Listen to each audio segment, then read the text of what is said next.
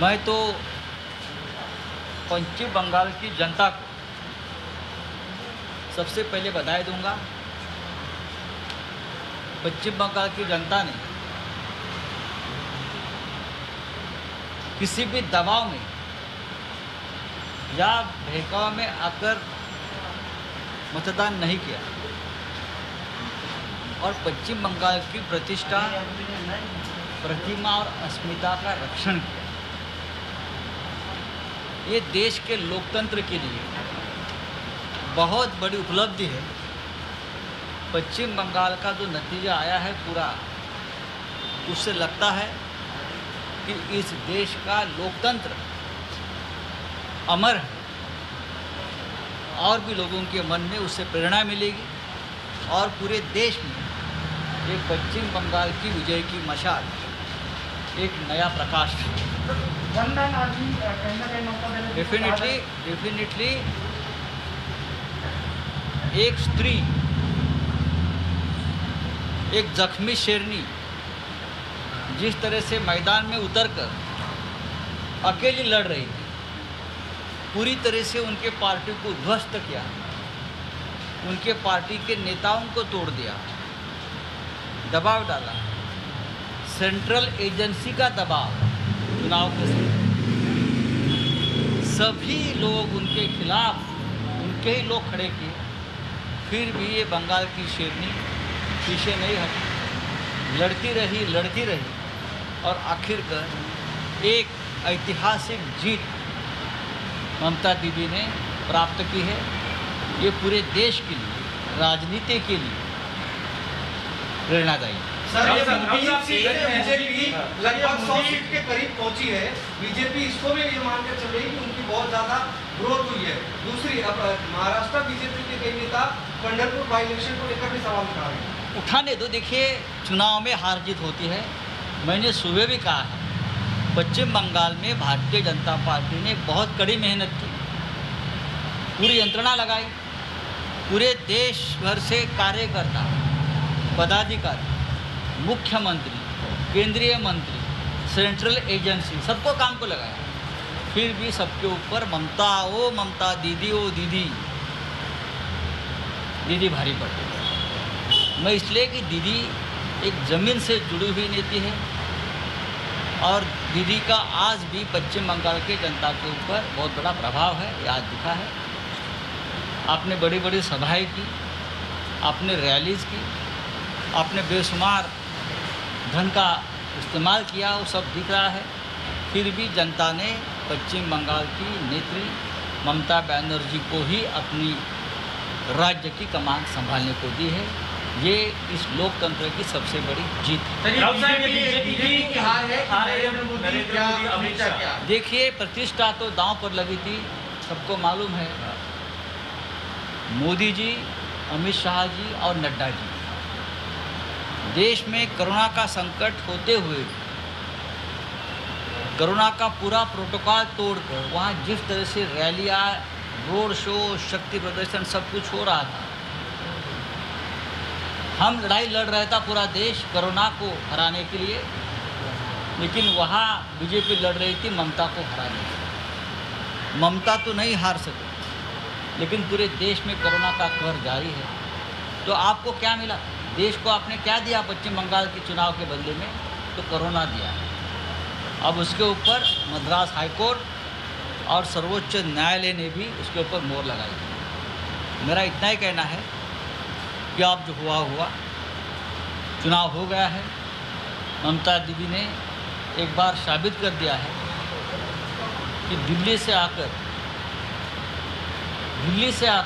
किसी भी राज्य में इस प्रकार से दादागिरी कोई नहीं कर सकता, चाहे महाराष्ट्र हो, चाहे दिल्ली हो, और चाहे पश्चिम बंगाल हो, चाहे वहाँ की जनता जो होती है, वहाँ की जनता तय करती है। वहाँ की रीजनल पार्टी तय करेगी देश की राजनीति आने वाले दिनों में। ये सबक आज पश्चिम बंगाल से पूरे देश की राजनीति को गया। राउत साहब, ये मोदी जी का जो केंद्रीय नेतृत्व है उसका डाउनफॉल शुरू हो गया पश्चिम बंगाल के नतीजों के वजह से। देखिए, आप उस बारे में जिसको क्या अर्थ निकालना है, विश्लेषण करना, वो कर लेंगे, लेकिन प्रधानमंत्री मोदी जी को सब कुछ छोड़कर, कोरोना की लड़ाई छोड़कर पश्चिम बंगाल में इस तरह से व्यस्त रहना मुझे लगता है कि ठीक नहीं था। पार्टी लड़ती है, लेकिन प्रधानमंत्री जब उतरते हैं किसी युद्ध में और हार जाते हैं तो उसका ठिकरा भी दुर्भाग्यवश प्रधानमंत्री के ऊपर पड़ता है। ये देश के लिए ठीक नहीं। राहुल साहब, 5 राज्यों के जो नतीजे हैं, खासकर पश्चिम बंगाल के, ऐसे कहा जा रहा था सभी की नज़रें वहाँ टिकी थी। इस नतीजों के बाद महाराष्ट्र की राजनीति में कुछ कोई बदलाव नहीं हो सकती है, ऐसी आशंकाएं लगाई जा रही थी। लोग इस प्रकार की अफवाहें फैला रहे थे कि पश्चिम बंगाल में बीजेपी की बड़ी जीत होगी और इतनी बड़ी जीत होगी कि वहाँ जीतेंगे और महाराष्ट्र में भूकंप भूचाल आ जाएगा, लेकिन ऐसा नहीं है। पश्चिम बंगाल और महाराष्ट्र एक दूसरे से भावनात्मक तरीके से जुड़े हुए लोग हैं। पश्चिम बंगाल महाराष्ट्र हमेशा राष्ट्रहित के लिए स्वतंत्र के ज़माने से वो लड़ाई से आज तक लड़ते आए और आगे भी हम एक साथ रहेंगे। महाराष्ट्र के मुख्यमंत्री उद्धव ठाकरे जी ने भी ममता दीदी के विजय के ऊपर संतोष व्यक्त किया।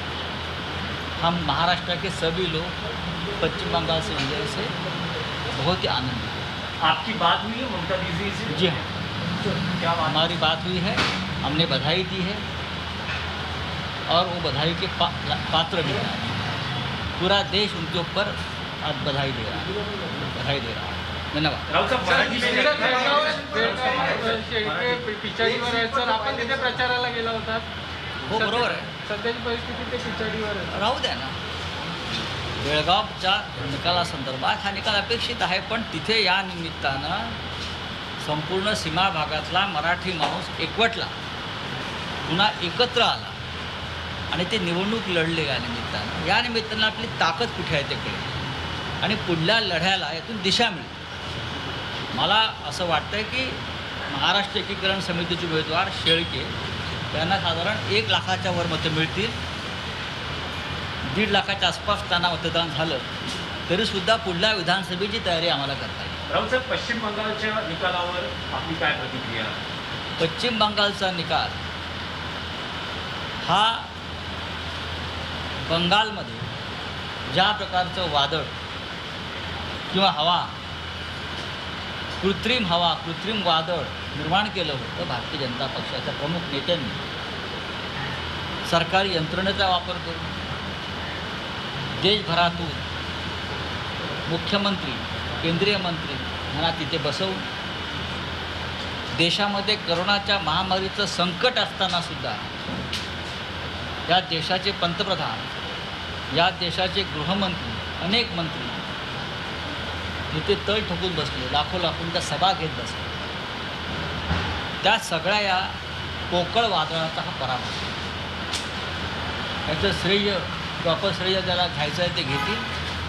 पण एका स्त्रीनं, जिला आम्ही बंगालची वाघीण म्हणतो, ती वाघीण या काळात जखमी झाली, व्हीलचेअरवरती फिरत होती प्रचाराला आणि तिने हा एक हाती विजय प्राप्त केलेला आहे. देशाच्या राजकारणाला दिशा देणारा हा विजय, देशाच्या राजकारणाला. ममता बॅनर्जी यांच्या पराभवासाठी आम्हाला पराभव करायचा होता करोनाचा, पण केंद्र सरकार करोनाला वाऱ्यावर सोडून पश्चिम बंगालमध्ये ममताच्या पराभवासाठी डेरा टाकून बसला. तो पराभव काही झाला नाही, पण देशामध्ये करोना मात्र मोकाट सुटला.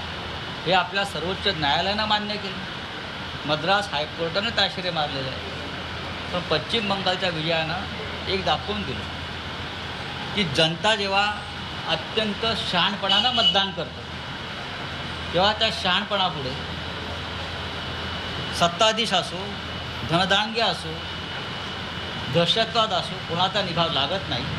पश्चिम बंगालच्या जनतेनं हे महाराष्ट्राला सह संपूर्ण देशाला हे दाखवून दिलं. राष्ट्रीय राजकारणामध्ये ममता दीदी सर्व विरोधी पक्षांचे आता नेते बनतील का? भाजपचा बघा, मी कोणाची नावं घेणार नाही, पण एका राज्याच्या निवडणुकीसाठी देशावर महामारीचं संकट असताना एक राज्य जिंकण्यासाठी किंवा एका स्त्रीचा पराभव करण्यासाठी देशाचे पंतप्रधान, देशाचे गृहमंत्री, केंद्रीय मंत्री महिनोन महिने तळ टाकून बसतात तेव्हा त्यांची प्रतिष्ठा पणाला लागलेली असते आणि जेव्हा त्यांचा पराभव होतो मग तो पराभव त्यांनी खुल्या मनानं स्वीकारला पाहिजे आणि ममता बॅनर्जी यांचं अभिनंदन केलं पाहिजे.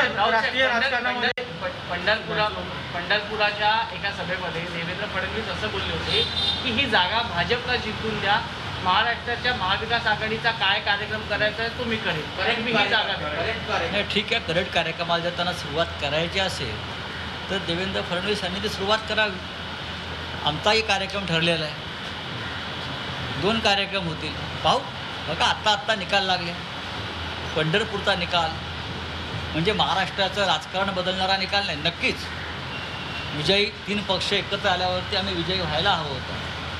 मताधिक्य वाढलेलं आहे, मतांचा आकडा वाढलेला आहे, पण शेवटी काही स्थानिक गणितं असतात, त्या गणितांचा अभ्यास करता हा आम्हाला झटका बसलेला आहे महाविकास आघाडीला. राऊत साहेब असं म्हणतात की या निकालानंतर भाजप अधिक आक्रमक होणार आहेत आणि सत्ता बदलाची जी समीकरणं आहेत ती पुन्हा सुरू करण्यात येतील.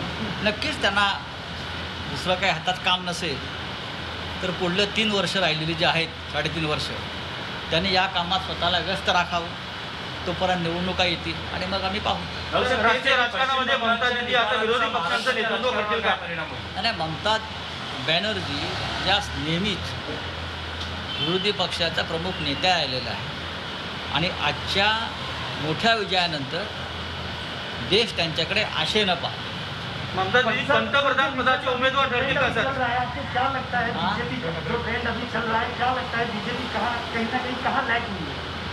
ये मैं नहीं बता सकता हूँ. उनके पास इतने बड़े बड़े नेता है, बड़े बड़े चाणक्य हैं, करेक्ट कार्यक्रम करने वाले इतने मैनेजर्स हैं. ममता बनर्जी क्या तो मैं इतना ही कहता हूँ, 5 राज्यों में जो चुनाव हुआ है, एक केंद्र शासित रहा, उसमें से एक आसाम को छोड़ दीजिए तो बीजेपी के हाथ क्या लगा.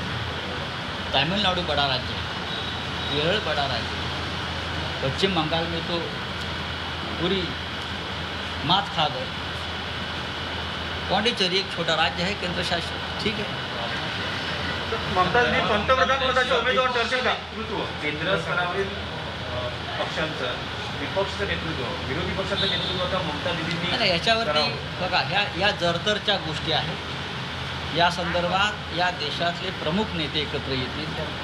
नक्कीच सगळ्यांना ममता बॅनर्जी यांच्या विजयानं नक्कीच एक ऊर्जा मिळेल. देशातल्या विरोधी पक्षांना, सगळ्या विरोधी पक्षांना यातून एक ऊर्जा मिळाली आहे आणि भविष्यातल्या घडामोडींना यातून एक मार्ग दिसतो. सर एकूण धन्यवाद. 5 राज्यांत अभिनंदन करणार आहेत का ममता दीदींचं? फोनवरून का अभिनंदन वगैरे करणार आहेत? करण्यात आलेलं आहे. सर एकूण 5 राज्यांमध्ये ज्या निवडणुका झाल्या आणि भाजपचा एकूणच परफॉर्मन्स बघितला तर ज्या ओव्हर कॉन्फिडन्समध्ये त्यांनी आधी जी वक्तव्य केलेली कुठेतरी हा मी याला फटका ओव्हर पडला की कॉन्फिडन्स म्हणत नाही. आम्ही सगळे राजकारणामध्ये आहोत आणि निवडणुकांमध्ये अशा प्रकारचं वातावरण निर्माण करावंच लागतं. पश्चिम बंगालमध्ये भारतीय जनता पक्षानं संपूर्ण ताकद कार्यकर्त्यांचं बळ पणाला लावलं आणि ते कौतुकास्पद. निवडणूक कशी लढावी ताकदीनं या संदर्भात त्यांचे काही तंत्र आणि मंत्र आहेत, त्यानुसार ते लढले आणि ते अपयशी मिळाले. सर, हिंदी में आप बता दीजिए जो कहा कि ये ममता बनर्जी की जो जीत है वो जो राष्ट्रीय स्तर पर विपक्ष है उनको साथ लाने में, उनको ऊर्जा प्रदान करने में महत्वपूर्ण भूमिका निभाएगी. क्या आपको लगता है विपक्ष की राजनीति में तो वो ममता नेतृत्व कर बनर्जी सकती है. प्रमुख चेहरा होंगी. देखिए ममता बनर्जी ने पूरे देश को ये संदेश दिया. ममता बनर्जी वैसे तो तमिलनाडु और केरल में भी बीजेपी हार गई, लेकिन बीजेपी ने पूरी ताकत झोंक दी थी पश्चिम बंगाल में. ममता दीदी ने दिखाया है कि इस देश में नरेंद्र मोदी जी और अमित शाह जी अजिंक्य नहीं है, अजय नहीं है. हम उनको भी हरा सकते हैं. इतना ही कह सकते हैं. धन्यवाद. थँक्यू. विठू माऊलीचा गजर म्हणजे